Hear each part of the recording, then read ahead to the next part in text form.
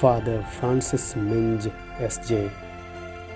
and Father Edwin Ritesh Dungdung S.J. in faith that does justice. How do you see the effect of COVID-19 in Jharkhand? See, Jharkhand is one of the poorest states in India, and it is the poor people who are suffering the most. In Jharkhand, we have three hot spots in Pidhi, in Ranchi, Bokaro is there, and Devghar. Three hot spots are there. But these are city centers. But then we have rural areas. People are suffering. More than 800,000 migrant workers are working in other states. The situation is very serious.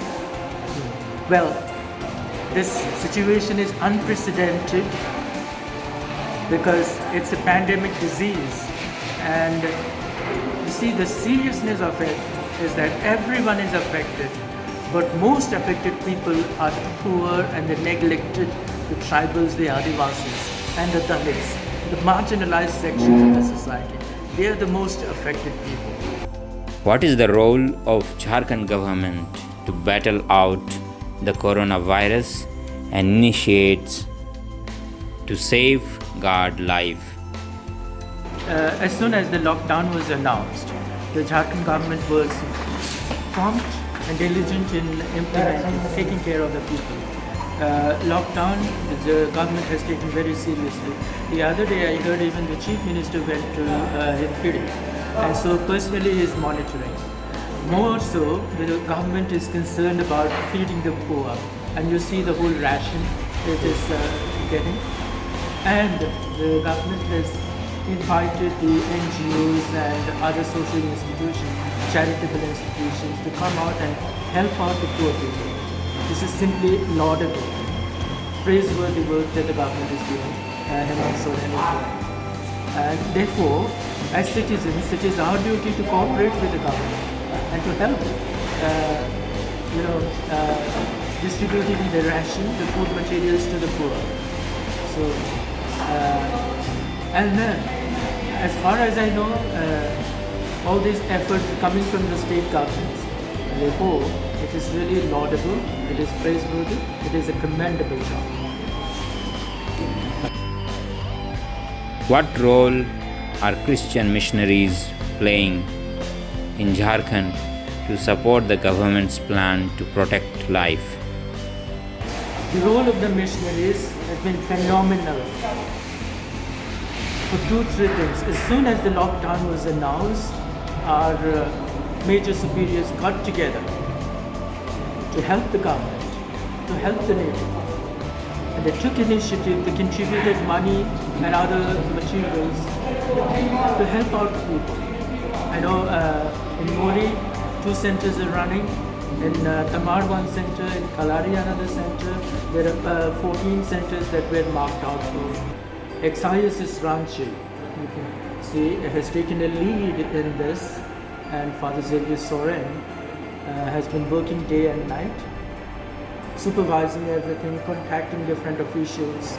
And so this is an example of our commitment to the people, especially the poor and the marginalized sections of the society.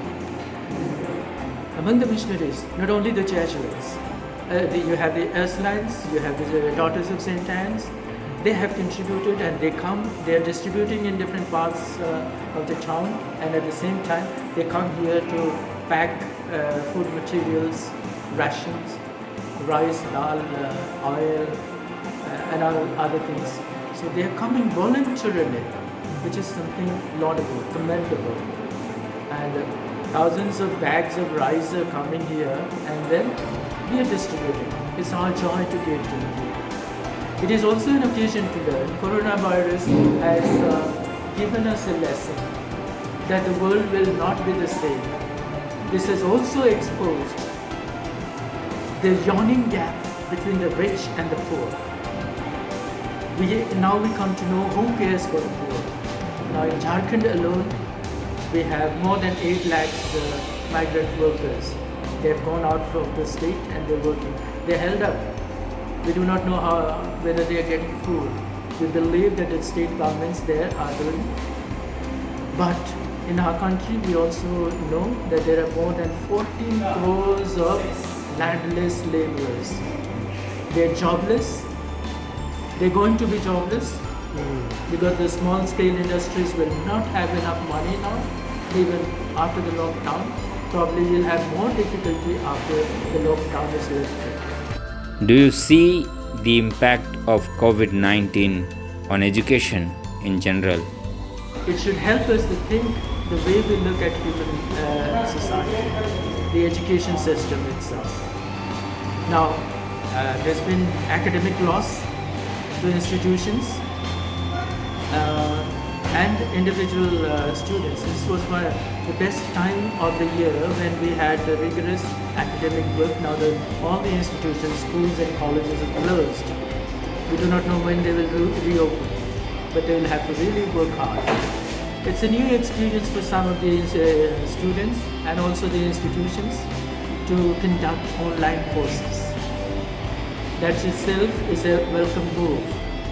But how much the students are profiting is a big question. Once the lockdown is lifted, we'll have to work hard. It has impacted our education system terribly. Yes. At this critical juncture, how do the Adivasis support their lives and their family?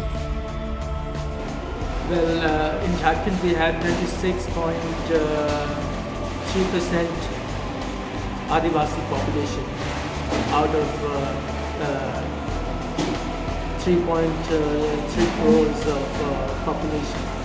It's a big population, but also a poor population that depends mainly on rain-fed agriculture. Moreover, at this time of the year, the minor forest produce is not coming from the forest because of climate change, intermittent rain, and so their livelihood is affected. Now, whatever vegetables and all that they cultivate, they're also not going to the market because they're not able to sell them.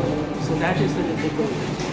Then they're not getting jobs, they're jobless for 1 month. Most of them at this time of the year are daily wage workers. They're not getting. So they're the ones who are heavily impacted, the most impacted by this coronavirus lockdown. How do you see the decision of lockdown due to COVID-19? The decision of lockdown was correct, but the implementation, preparation, I think it was haphazard. And therefore, they're affected. Poor people are the ones who are affected most. Adivasis, educationally, economically, psychologically, they're getting affected.